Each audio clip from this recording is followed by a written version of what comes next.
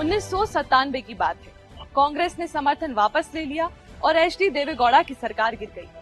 साल भर में ही दूसरी बार प्रधानमंत्री के नाम की जद्दोजहद शुरू हो गई। तमाम रायशुमारी के बाद इंद्र कुमार गुजराल के नाम पर सहमति बनी।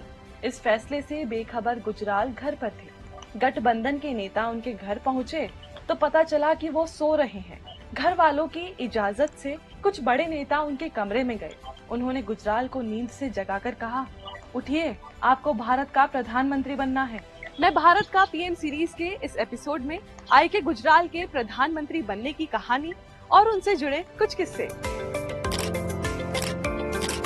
1996 में केंद्र में गठबंधन सरकार का दौर था। पहले अटल बिहारी वाजपेयी की सरकार 13 दिन में गिर गई। फिर जनता दल के एचडी देवेगौड़ा प्रधानमंत्री बने और 10 महीने में उनकी सरकार भी गिर गई।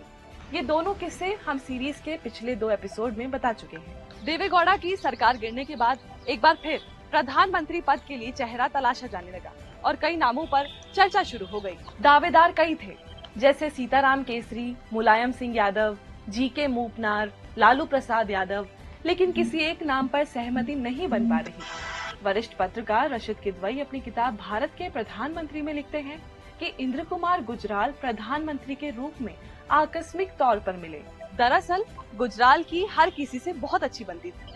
उनकी हर पार्टी में यारी दोस्ती थी। हालांकि मुलायम सिंह इस नाम के खिलाफ अड़े थे, लेकिन ज्योति बसु के समझाने पर मान गए। तत्कालीन कांग्रेस अध्यक्ष सीताराम केसरी भी गुजराल को अपना दोस्त मानते थे, इसलिए वो भी चुप रहे। इस तरह 21 अप्रैल 1997 को गुजराल ने प्रधानमंत्री पद की शपथ ली। That I will faithfully and conscientiously discharge my duties as Prime Minister. वो इस पद पर 19 मार्च 1998 तक रहे। आई के गुजराल मानते थे कि पड़ोसियों से रिश्ते सुधारने के बाद ही दुनिया में दबदबा बनेगा। उन्होंने भारतीय विदेश नीति को कुछ महत्वपूर्ण सिद्धांत दिए। इसे गुजराल डॉक्ट्रिन नाम दिया गया। गुजराल ने विदेश मंत्री रहते हुए 1996 में भारत को व्यापक परमाणु परीक्षण निषेध संधि यानी CTBT पर साइन नहीं करने दिया। यही वजह है कि आज भारत एक न्यूक्लियर पावर वाला देश है। पाकिस्तान के प्रति गुजराल के रुख पर कई बार लोगों ने सवाल किए। एक बार गुजराल द टेलीग्राफ अखबार को इंटरव्यू दे रहे थे। पत्रकार KP नायर ने उनसे पूछा, भारतीय कूटनीति के बारे में एक धारणा ये भी है कि पाकिस्तान को लेकर नर्म रुख अपनाया जा रहा है।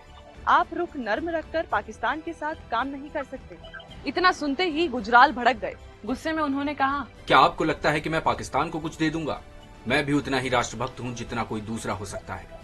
गुजराल का एक किस्सा संजय गांधी से भी जुड़ा है। दरअसल इंदिरा के छोटे बेटे संजय गांधी पर इमरजेंसी के दौरान ज्यादतियां करने के आरोप लगे थे। इस बात की जांच के लिए शाह कमीशन बनाया गया। जग्गा कपूर अपनी किताब what price परजुरी facts of Shah commission में लिखते हैं, उस समय गुजराल कांग्रेस की सरकार में सूचना और प्रसारण मंत्री थे। उन्हें संजय गांधी ने आदेश दिया, आकाशवाणी में पढ़ी जाने वाली खबरों को सेंसर किया जाए। प्रसारण से पहले आकाशवाणी के सारे समाचार बुलेटिन मुझे दिखाए जाएं। गुजराल ने उनकी बात सुनी और फिर आराम से कहा, सूचना और प्रसारण मंत्री मैं हूँ, क्या सही क्या गलत है मैं देख लूंगा। इस घटना के कुछ ही दिन बाद गुजराल के पास प्रधानमंत्री आवास से फोन आया और वो इंदिरा से मिलने पहुँचे। वीर सांघवी को दिए इंटरव्यू में गुजराल ने बताया था, जब मैं वहाँ पहुँचा तब तक प्रधानमंत्री अपने दफ्तर के लिए निकल चुकी थी। मैं जब बाहर आने लगा तभी संजय गांधी आ गए। उस दिन उनका मूड बहुत खराब था क्योंकि आकाशवाणी के एक चैनल ने इंदिरा गांधी की स्पीच का प्रसारण नहीं किया था। संजय ने झल्लाते हुए कहा, देखिए ऐसा नहीं चलेगा। गुजराल ने जवाब दिया, देखिए जब तक मैं हूँ ऐसा ही चलेगा। संजय गांधी चिल्लाने लगे। इस पर गुजराल ने कहा, आपको बात करनी है तो थोड़ा सलीका सीखिए। आपको ये तक नहीं पता कि बड़ों से कैसे बात की जाती है। मेरी आपके प्रति कोई जवाबदेही नहीं है। मैं आपकी माँ का मंत्री हूँ, आपका नहीं। इसके बाद ही गुजराल के हाथों से सूचना और प्रसारण मंत्रालय छीन लिया गया। एक किस्सा इंद्र कुमार गुजराल की सरकार गिरने से भी जुड़ा है। पूर्व राष्ट्रपति प्रणब मुखर्जी ने अपनी किताब द कॉलिजन ईयर्स 1996 to 2012 में लिखा, सीताराम केसरी उस समय प्रधानमंत्री बनने का ख्वाब बुनने लगे थे। केसरी के बार बार मेरे पास समय नहीं है दोहराने का क्या मतलब था? अस्थिर और अल्पमत सरकारों के दौर में उन्हें लगता था कि शायद वो अपनी ये राजनीतिक महत्वाकांक्षा पूरी कर सकते हैं। इस सब की शुरुआत हुई राजीव गांधी की हत्या से जुड़ी जैन कमीशन की अंतरिम रिपोर्ट से। प्रणब मुखर्जी अपनी किताब में आगे लिखते हैं, जैन आयोग की अंतरिम रिपोर्ट में इस बात का जिक्र था कि डीएमके और इसका नेतृत्व लिट्टे प्रमुख वी प्रभाकरण को बढ़ावा दे रहा था। हालांकि रिपोर्ट में राजीव गांधी की हत्या के मामले में डीएमके के किसी नेता या पार्टी का नाम सीधे तौर पर नहीं जुड़ा था। संयुक्त मोर्चा की सरकार के लिए ये संकट का समय था, क्योंकि डीएमके सरकार में महत्वपूर्ण भूमिका निभा रही थी, जबकि कांग्रेस सरकार को बाहर से समर्थन दे रही थी। ऐसे में गुजराल ने वरिष्ठ नेताओं से चर्चा के लिए उन्हें डिनर पर बुलाया। प्रणब मुखर्जी अपनी किताब में लिखते हैं, तब गुजराल ने कहा कि ऐसे वक्त में अगर डीएमके पर कार्रवाई की गई तो इसका गलत संदेश जाएगा। वो नहीं चाहते थे कि सरकार की विश्वसनीयता पर आंच आए। तब राजनीतिक हालात पर चर्चा के लिए कांग्रेस कार्य समिति की